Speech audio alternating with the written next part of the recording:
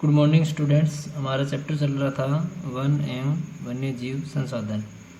इसमें हमने कल कुछ महत्वपूर्ण टॉपिक थे उन पे चर्चा की थी। आज जो हम चर्चा करेंगे, कल जो हमने जो दो टॉपिक किए थे उन्हीं के पहला हमने किया था प्राणी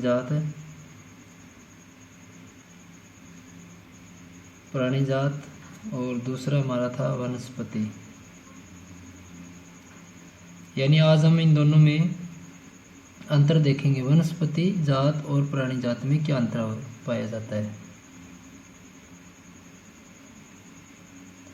प्राणी जात क्या होता है, वनस्पति क्या होती है, इसके बारे में हम विस्तार पूर्वक आज देखेंगे। दोनों को एक साथ में रखें। तो प्राणी जात में क्या है,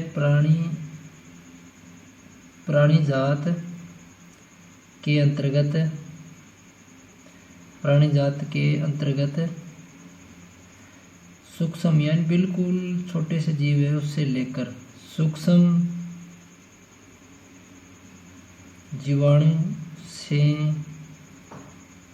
लेकर विशालकाय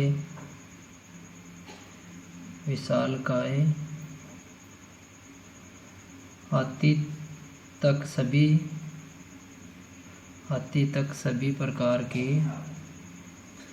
सभी प्रकार के जीव शामिल है या आते हैं। यानी जो प्राणी जात होता है उसके अंदर सूक्ष्म जीव जिनको हम नंगी आंखों से नहीं देख पाते वो भी शामिल होते हैं, और बड़े बड़े विशालकाय जीव हाथी या ऐसे जिराफ हो गया, ऐसे भी बड़े हैं तो वो शामिल किए जाते हैं। अब वनस्पति जात क्या होता है, वनस्पति जात में क्या है, वनस्पति जात के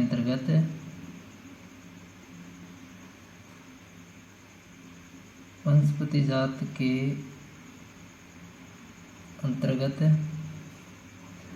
किसी क्षेत्र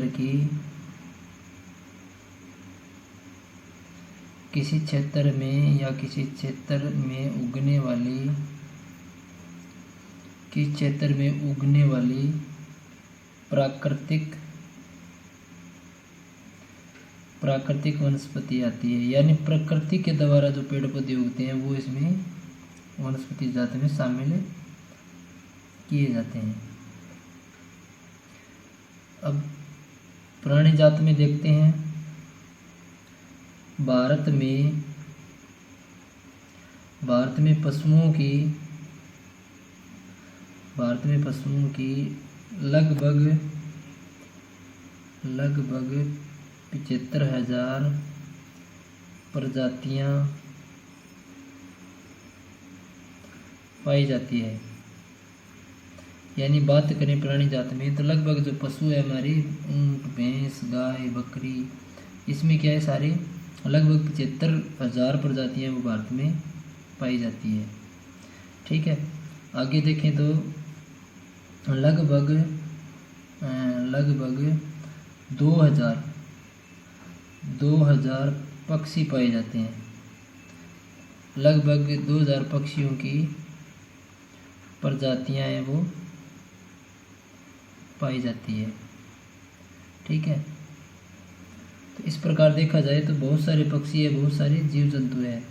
अगर देखा जाए तो मछलियों की बात करें तो लगभग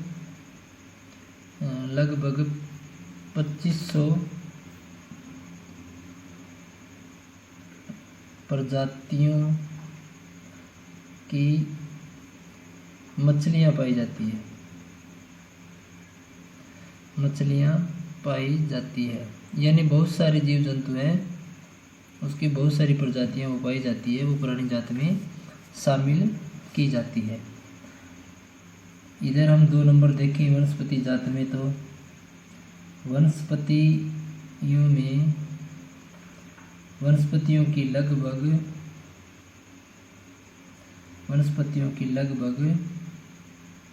4500 किस्में पाई जाती है। 4500 किस्में पाई जाती है, किस्में या प्रजातियां पाई जाती है।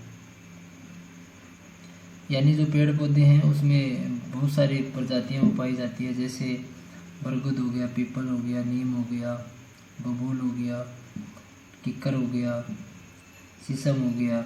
इस प्रकार बहुत सारी प्रजातियां वो लगभग है 4500 के लगभग प्रजातियां वो पाई जाती है। अगर देखें 3 नंबर पर यहाँ, तो हम यहाँ ले सकते हैं भोजन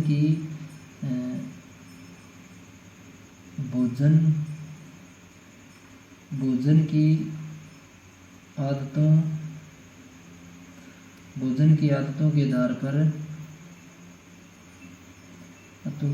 पर जंतु शाकाहारी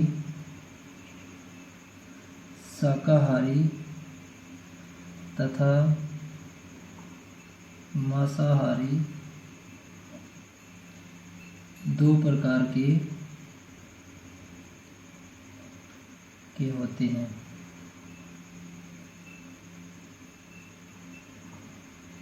यानी जो प्राणी जात होती है वो 2 प्रकार से हम उनको वर्गीकरण कर सकते हैं। एक तो होते हैं शाकाहारी, जो पेड़ पौधे खाकर अपना जीवन यापन करते हैं, और दूसरे होते हैं मांसाहारी। ये क्या करते हैं, ये मांस भी खाते हैं और इसे मांसाहारी बोला जाता है। इसके बाद में इधर देखें 3 नंबर पर, तो वनस्पति जात में फूल वाले पौधे और बिना फूल वाले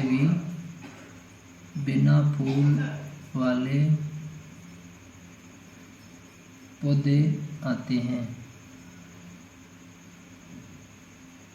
यानी वनस्पति जाति में क्या है, जो फूल निकालते हैं वो भी वनस्पति में आते हैं, छोटे भी, इनका आकार छोटा भी हो सकता है, और जो फूल नहीं निकालते हैं इनका आकार बड़ा भी हो सकता है और छोटा भी हो सकता है।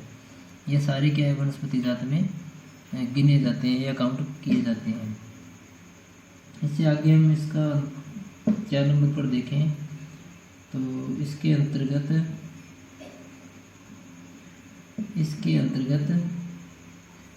सभी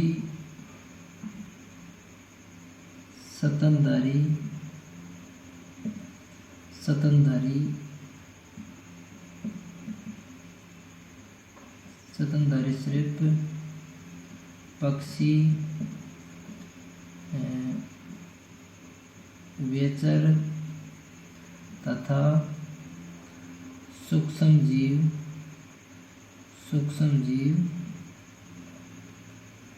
आदि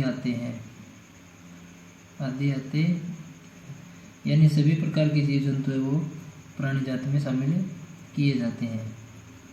इसके अंदर 4 नंबर में देखें, तो इसके अंतर्गत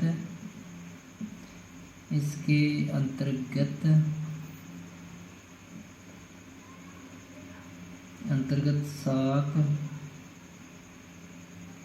झाड़ी, वृक्ष,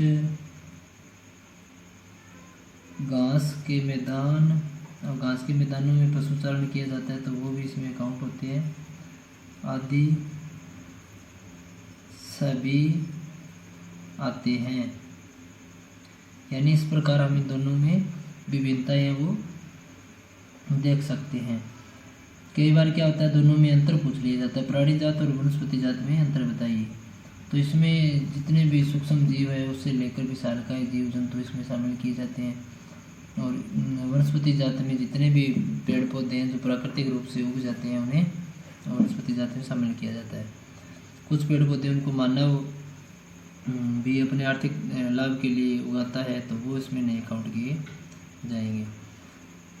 ठीक है, तो इस प्रकार यहाँ लगभग 75,000 प्रजातियाँ पाई जाती है, 2,000 पक्षियों की प्रजातियाँ और 2500 प्रकार की मछलियाँ हैं जो हमारे समुद्र में लगभग पाई जाती है। इसके बाद में बात करें तो यहाँ 4500 किस्में हैं जो अनेक प्रकार के पेड़ पौधे हैं उनकी पाई जाती है। शंकुधारी हो गया, फिर अन्य प्रकार के पेड़ पौधे हैं जो सारे यहाँ पर पाए जाते हैं। इधर हम बात करें तो भोजन के आधार पर इनको हम 2 भागों में बांट सकते हैं, शाकाहारी और मांसाहारी।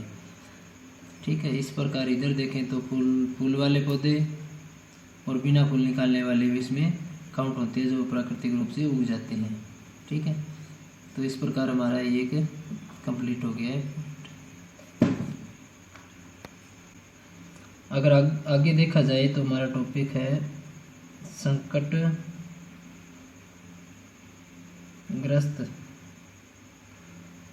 संकटग्रस्त जाति।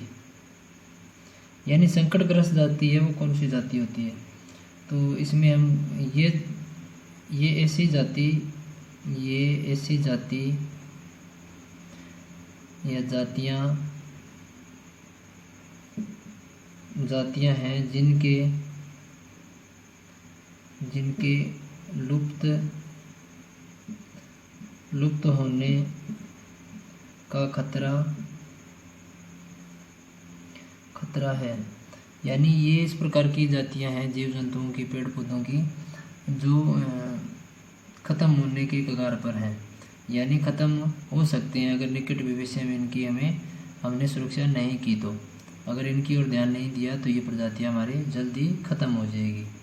तो इसमें कौन जिम्मेवार होता है, इसमें होता है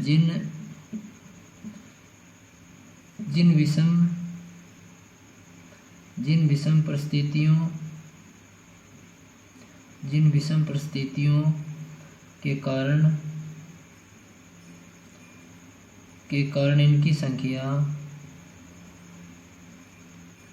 इनकी संख्या कम हुई है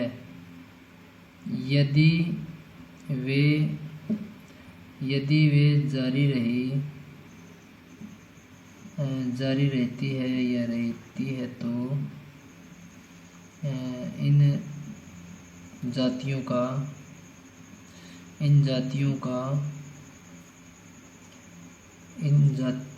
का जीवित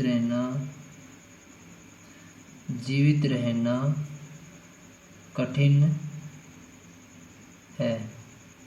अब क्या है, ये प्रजातियां धीरे धीरे ख़त्म होती जा रही है, क्योंकि जो परिस्थितियाँ इनके अनुकूल नहीं है, या तो इनको पर्यावरण नहीं मिल रहा है, इन्वायरमेंट अब अच्छा नहीं मिल रहा है, या फिर इनका लोगों के द्वारा शिकार किया जा रहा है, या फिर इनको जो इनका खाद्य पदार्थ है वो उनको पर्याप्त मात्रा में नहीं मिल रहा है, क्योंकि जनसंख्या का दबाव दिन प्रतिदिन बढ़ता जा रहा है। तो इस प्रकार बहुत सारी समस्या है जो इनके लिए विषम परिस्थितियाँ बनी हुई है। तो इसमें हम उदाहरण के तौर पर देखें संकटग्रस्त प्रजातियों में, तो काला हिरण,